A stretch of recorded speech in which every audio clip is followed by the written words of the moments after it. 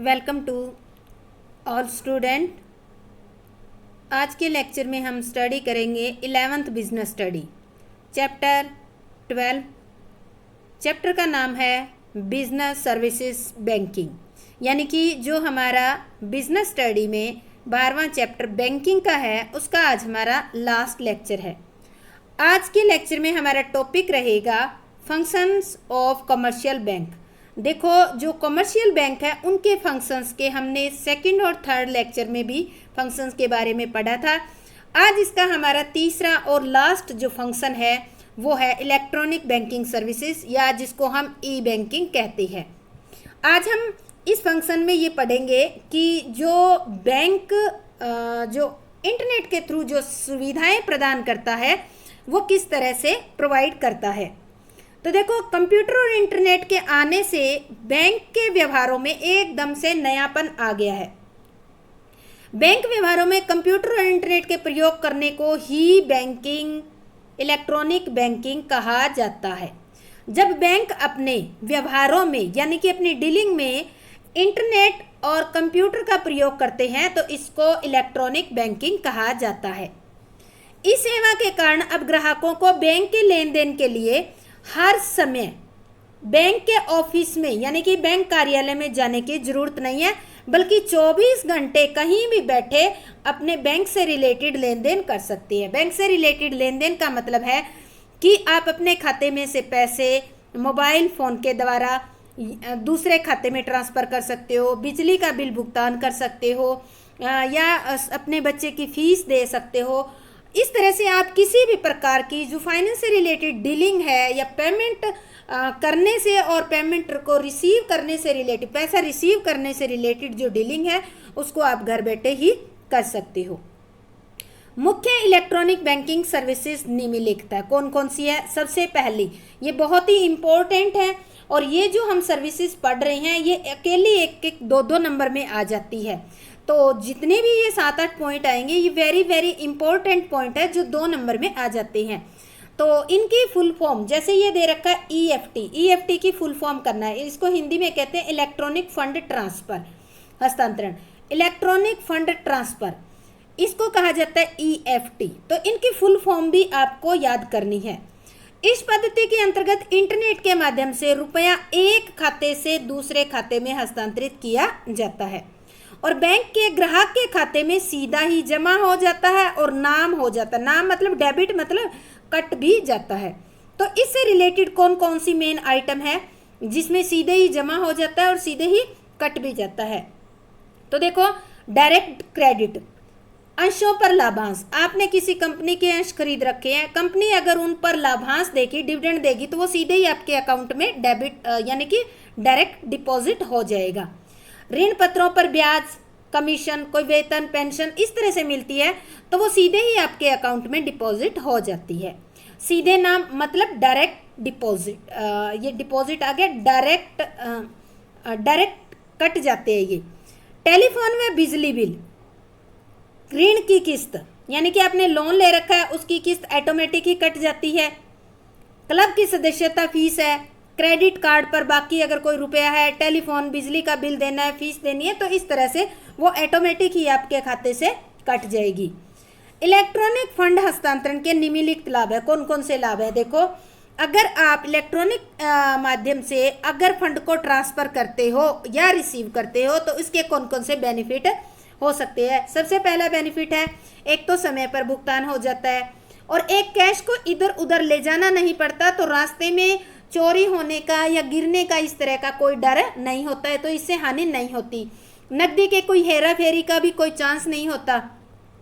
प्रयत्न रहित व्यवहार यानी कि आपको बहुत ज़्यादा मेहनत नहीं करनी। जैसे कैश को लेकर एक दूसरी जगह पर आप दे के आते हो तो आपको बहुत ज़्यादा कैश को संभालना पड़ेगा, तो इस तरह का कोई प्रयत्न आपको नहीं करना पड़ेगा।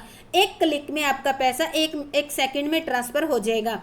पत्र व्यवहार पर खर्चा और किसी तरह की कोई पेपर यानी कि पत्र व्यवहार के ऊपर कोई भी खर्चा नहीं करना पड़ेगा। सेकंड हमारा पॉइंट आता है, ये भी वेरी वेरी इंपॉर्टेंट पॉइंट है, एटीएम जिसको कहते हैं एटीएम। ये है एटीएम। एटीएम सबने सुना होगा, स्वचालित टेलर मशीन, यानी कि एटीएम की फुल फॉर्म अगर आपसे पूछी जाए तो क्या है?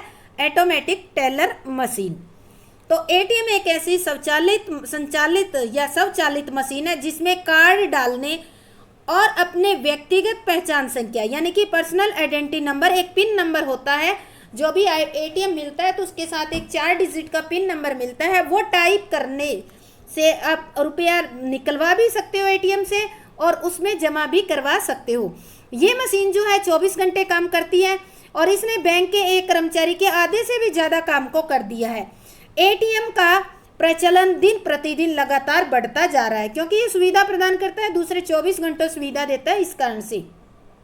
थर्ड पॉइंट आपका आता है, बहुत ही इंपॉर्टेंट पॉइंट है ये भी, डेबिट कार्ड। डेबिट कार्ड होता क्या है? देखो बहुत सारे स्टूडेंट होते हैं डेबिट कार्ड और क्रेडिट कार्ड में कंफ्यूज होते हैं। तो मैं आपको यही कहूँगी कि आप अब जब मैं डेबिट कार्ड और क्रेडिट कार्ड के बारे में बता रही हूँ तो इसको बिल्कुल ध्यान से सुनना ताकि आपका कन्फ्यूज़न क्लियर हो जाए। डेबिट कार्ड, आपका डेबिट कार्ड, एटीएम का जो डेबिट कार्ड होता है वो डेबिट कार्ड होता है, बैंक के ग्राहक को उसकी बैंक में जमा राशि के बदले में जारी किया जाता है। यानी कि जो डेबिट कार्ड होता है या जो एटीएम कार्ड होता है उसको वो डेबिट कार्ड ही होता है। तो ये जो कार्ड होता है आपकी बैंक में जो जमा राशि है उसके बदले में जारी किया जाता है। जैसे एटीएम है वो एक टाइप का डेबिट कार्ड है। उस एटीएम से आप अगर खाते में पैसे हैं तो ही निकाल सकते हो, अगर खाते में पैसे है नहीं है तो आप ड्रॉ नहीं कर सकते। ग्राहक डेबिट कार्ड के आधार पर माल सेवा के विक्रेता को तुरंत भुगतान कर सकता है यदि विक्रेता के पास टर्मिनल सुविधा उपलब्ध है। इसके माध्यम से रुपया क्रेता के बैंक खाते में से विक्रेता के बैंक खाते में हस्तांतरित हो जाता है। डेबिट कार्ड की सहायता से एटीएम में से भी रुपया निकलवाया जा सकता है। तो इस तरह से उम्मीद करती हूँ कि डेबिट कार्ड अच्छी तरह से समझ आ गया होगा। एक लाइन में अगर दे तो डेबिट कार्ड आपके बैंक में, बैंक के खाते में डिपॉजिट या जो जमा राशि है उसके बदले में जारी किया जाता है और डेबिट कार्ड से आप केवल जमा राशि तक ही पैसे निकलवा सकते हो। इसके बाद फोर्थ पॉइंट हमारा आता है क्रेडिट कार्ड क्या होता है। जो डेबिट कार्ड था बिल्कुल इसका अपोजिट है। क्रेडिट कार्ड बैंक अपने ग्राहकों को जारी करता है, बैंक करता है ये, जिनकी साख बैंक की नज़रों में बहुत अच्छी है। क्रेडिट कार्ड प्राप्त करने के लिए बैंक खाते में रुपया जमा होना जरूरी नहीं है। अब ये लाइन ध्यान देखो, बैंक खाते में रुपया जमा होना जरूरी नहीं है, जबकि डेबिट कार्ड के लिए क्या था, बैंक खाते में रुपया जमा होना जरूरी था। यह एक प्रकार की अधिविकर्ष सुविधा होती है, यानी कि जो बैंक ओवरड्राफ्ट आपने सुना है तो ये एक टाइप की बैंक ओवरड्राफ्ट की सुविधा ही होती है। बैंक आपको ओवरड्राफ्ट की सुविधा दे देता है। इस कार्ड की सहायता से कार्ड का धारक उधार माल या सेवा खरीद सकता है। यानी कि मान लेते हैं आपके खाते में 1000 रुपये है, ठीक है, 10,000 रुपये हैं और आपने माल खरीद लिया 20,000 रुपये का, तो आप इस क्रेडिट कार्ड से क्या कर सकते हो, 20,000 की पेमेंट कर सकते हो। तो 10,000 तो आपके हैं, 10,000 रुपये कहाँ से लिए, बैंक से। तो बैंक के खाते में आप कुछ टाइम जो इनका एग्रीमेंट हुआ उस टाइम के अंदर अंदर आपको डिपॉजिट करवाने पड़ेंगे और जितना भी टाइम आप लेट डिपॉजिट करवाते हो उस पर बैंक आपसे इंटरेस्ट भी लेगा। कार्ड पर जारी करने वाले बैंक का नाम, प्राप्तकर्ता का नाम, प्राप्तकर्ता यानी कि जिस व्यक्ति का कार्ड है उस व्यक्ति का नाम और उसकी पहचान या वैधता की तिथि खुद ही होती है। जिस तरह से डेबिट कार्ड पे लिखा होता है ना, सारी चीज़ें वैसे ही लिखी होती है। एटीएम कार्ड देखा है आपने, एटीएम कार्ड पे लिखा होता है, सेम वैसी चीज़ें ही लिखी होती है। क्रेडिट कार्ड धारक की सुविधा के आधार पर प्रयोग की गई राशि को बैंक में समझौते के अनुसार जमा करवाता रहता है। नेक्स्ट हमारा पॉइंट आता है टेली बैंकिंग। टेली बैंकिंग क्या होती है, ये भी बहुत ही इंपॉर्टेंट 1 नंबर 2 नंबर के क्वेश्चन में आने वाला है।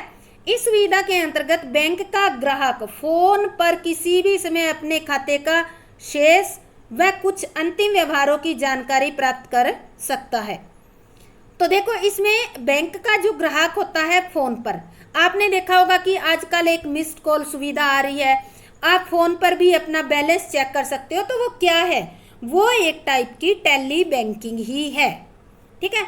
नेक्स्ट हमारा पॉइंट आता है कोर बैंकिंग।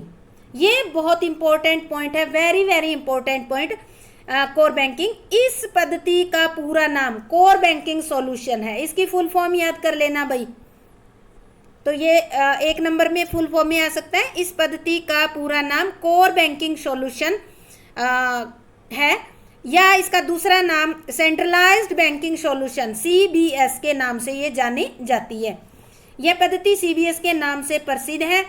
CBS वह बैंकिंग पद्धति जिसमें ग्राहक की स्थिति में परिवर्तन आ जाता है। ग्राहक की स्थिति मतलब अर्थात जब CBS होता है तो वह ब्रांच के ग्राहक के स्थान पर वह बैंक का ग्राहक बन जाता है, यानी कि किसी एक ब्रांच का ग्राहक नहीं रहता, अब वो कंप्लीट बैंक का ग्राहक बन जाता है। इसका परिणाम क्या होता है? उसे बैंकिंग सुविधाएं अधिक गति व प्रभावी ढंग से हर जगह हर समय उपलब्ध होने लगती है। इस पद्धति में ग्राहक एक विशेष ब्रांच में खाता खोलकर पूरे देश में उस बैंक की किसी भी CBS ब्रांच में जाकर व्यवहार कर सकता है। अगर आपका CBS ब्रांच में खाता है तो आप किसी ब्रांच के ग्राहक न होकर आप उस बैंक के ग्राहक हो, तो आप पूरे देश में कहीं भी उस बैंक में जाकर डीलिंग कर सकते हैं।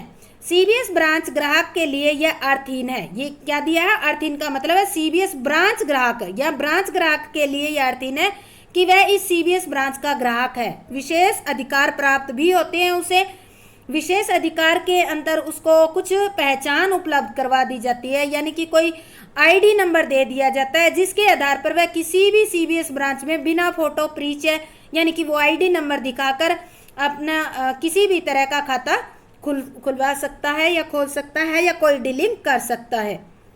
अब आता है CBS ग्राहकों उपलब्ध सेवाएं। कौन कौन सी उपलब्ध सेवाएं हैं? सबसे पहला है CBS शाखा में रोकड़ निकलवाने की सुविधा। कहीं भी आप कैश निकलवा सकते हो CBS ब्रांच से। विभिन्न CBS शाखाओं में लगातार फंड हस्तांतरण की सुविधा होती है। किसी भी CBS शाखा पर पासबुक पूरी करवा सकते हो। एक CBS शाखा पर बनवाई गई कॉर्पोरेट लिमिट का संचालन किसी भी CBS शाखा पर कर सकते हो। 7वां पॉइंट हमारा आता है राष्ट्रीय इलेक्ट्रॉनिक फंड हस्तांतरण। इसको कहा जाता है national electronic fund transfer. Very very important. इसके 7-8 पॉइंट है वो सारे बहुत ही इंपॉर्टेंट पॉइंट है, उनकी फुल फॉर्म भी बहुत इंपॉर्टेंट है। इसलिए आपको कहती हूँ कि ये ई-बैंकिंग वाला जो टॉपिक है बहुत अच्छी तरीके से आप कर लेना। नेफ्ट का, इसको नेफ्ट बोला जाता है। NEFT का अभिप्राय उस राष्ट्रव्यापी पद्धति से है जो व्यक्तियों, फर्मों और कंपनियों को इलेक्ट्रॉनिक माध्यम से फंड एक ब्रांच से दूसरी ब्रांच में जहां प्राप्तकर्ता का खाता हो वहां पर भेजने की सुविधा प्रदान करता है। नेफ्ट व्यवहारों को समूहों में यानी कि बैचेज में निपटाता है। जो भी नेफ्ट के व्यवहार होते हैं या डीलिंग होती है उनको एक एक करके नहीं, उनके बैच बना लेता है और बैचेज में निपटाता है। व्यवहारों को निपटाने का काम एक विशेष समय पर किया जाता है, यानी कि कोई समय फिक्स कर लिया जाता है, उस पर किया जाता है और अगली निपटान अवधि आने तक सभी व्यवहारों को रोक लिया जाता है। यानी कि ये व्यवहार की अवधि 1 घंटे के बाद, हर घंटे के बाद जैसे है ये इन्होंने अपना शेड्यूल बना लिया होता है, उसके अकॉर्डिंग ये निपटान करती है। उदाहरण के लिए RBI के निर्देश के अनुसार NEFT सोमवार से शुक्रवार तक प्रत्येक दिन 11 बार निपटाए जाते हैं। 1-1 नंबर का क्वेश्चन है। NEFT का कार्य कब से कब तक होता है? सोमवार से शुक्रवार। कितने दिन होता है? एक दिन में 11 बार निपटाई जाती है। निपटान की अवधि क्या होती है? सुबह 9 बजे से शाम को 7 बजे तक निर्धारित की गई है। ठीक है। शनिवार को नेफ्ट की व्यवहारों को दिन में 5 बार निपटाया जाता है। अगर शनिवार को पूछा जाए तो 5 बार निपटाया जाता है। इस निपटान का यानी कि शनिवार को जो ये NEFT का जो बैचेस निकाले जाते हैं, निपटाया जाता है, इनके निपटान का समय होता है 9 बजे सुबह से 1 बजे दोपहर तक। किसी एक निपटान अवधि के बाद हुए सभी व्यवहारों को अगले निपटान तक अवधि इंतजार करना पड़ता है। जैसे 1 बजे तक मान लेते हैं सारे आपने व्यवहार इकट्ठे हुए, वो सारे निपटा दिए, तो 1:10 पर आए हैं, 15 पर आए हैं, 2 बजे तक जितने भी व्यवहार आएंगे उन सबको लास्ट में 2 बजे ही निपटाया जाएगा। NEFT की विशेषताएं निम्नलिखित है। NEFT नेटवर्क का हिस्सा बनने के लिए बैंक ब्रांच को NEFT योग्य बनना जरूरी होता है। दूसरा, व्यक्ति, फर्म व कंपनियां जिनका किसी बैंक ब्रांच में खाता हो वह NEFT सुविधा का प्रयोग कर सकती है। लेकिन अगर आपका ब्रांच में खाता नहीं है, बिना खाता खोला है, खाता है ही नहीं, तो भी आप इस सुविधा का प्रयोग कर सकते हो। केवल वही व्यक्ति, फर्म या कंपनियां जिनका एनईएफटी सुविधा प्राप्त बैंक ब्रांच में खाता हो इस सुविधा द्वारा धन प्राप्त कर सकते हैं। एनईएफटी सुविधा के अंतर्गत हस्तांतरित किए जाने वाले धन की कोई न्यूनतम और अधिकतम सीमा नहीं होती। जो धन हस्तांतरित किया जाता है उसकी कोई सीमा नहीं होती। यदि धन भेजने वाले ग्राहक का एनईएफटी बैंक ब्रांच में खाता नहीं है तो नकदी के बदले उसके द्वारा हस्तांतरित किए जाने वाले धन की अधिकतम सीमा 50,000 होगी। अगर आप धन ट्रांसफर कर रहे हैं और एनईएफटी बैंक ब्रांच में आपका खाता नहीं है तो मैक्सिमम आप 50,000 रुपये ट्रांसफर कर सकते हैं, इससे ज़्यादा एक निपटान में नहीं कर सकते।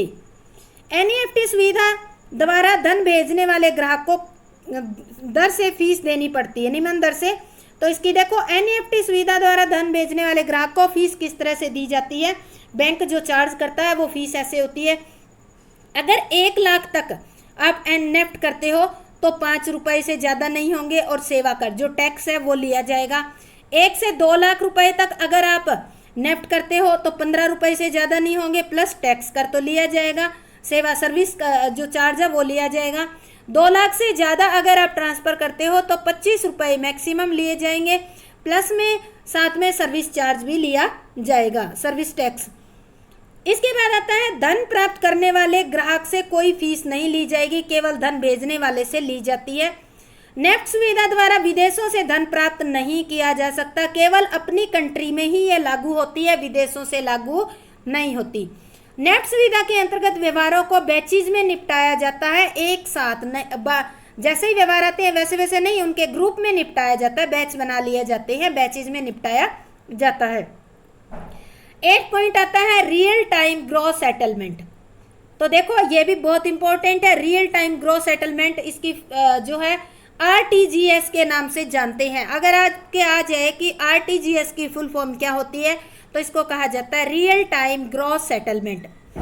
आरटीजीएस क्या होता है? एक बैंक से दूसरे बैंक में फंड हस्तांतरित करने की ऐसी पद्धति है जिसके अंतर्गत रियल टाइम व ग्रॉस आधार पर फंड ट्रांसफर किया जाता है। रियल टाइम का मतलब है जिस टाइम कोई कस्टमर जाएगा बैंक में फंड ट्रांसफर करने के लिए उसको उसी टाइम ट्रांसफर कर दिया जाएगा। रियल टाइम मतलब उसी टाइम। यहाँ रियल टाइम में हस्तांतरण का अर्थ यह है कि फंड बिना इंतजार किए ठीक उसी समय हस्तांतरित हो जाते हैं। यहाँ रियल टाइम में हस्तांतरण का अर्थ यह है कि फंड बिना इंतजार के ठीक उसी समय हस्तांतरित हो जाते हैं। जब एक बैंक दूसरे बैंक को संदेश भेजता है तुरंत ट्रांसफर हो जाते हैं। इसी प्रकार ग्रॉस का अर्थ यह है कि व्यवहारों को एक के बाद एक लगातार निपटाया जाता है, न कि कुछ व्यवहारों को इकट्ठा करके। अभी हमने ऊपर नेफ्ट के अंदर पढ़ा था ना, नेफ्ट में क्या था? ग्रुप में यानी कि कुछ बैचेज में व्यवहारों को निपटाया जाता था, बल्कि आरटीजीएस में ऐसा नहीं होता। जैसे ही कोई आरटीजीएस करवाने के लिए कस्टमर जाएगा बैंक में तो तुरंत उसकी आरटीजीएस कर दी जाती है, उसका पैसा ट्रांसफर कर दिया जाता है। व्यवहारों को समूह में नहीं बल्कि एक एक करके स्वतंत्र रूप से निपटाया जाता है। यह बैंक की चैनल की धन हस्तांतरित करने की सबसे तेज पद्धति है।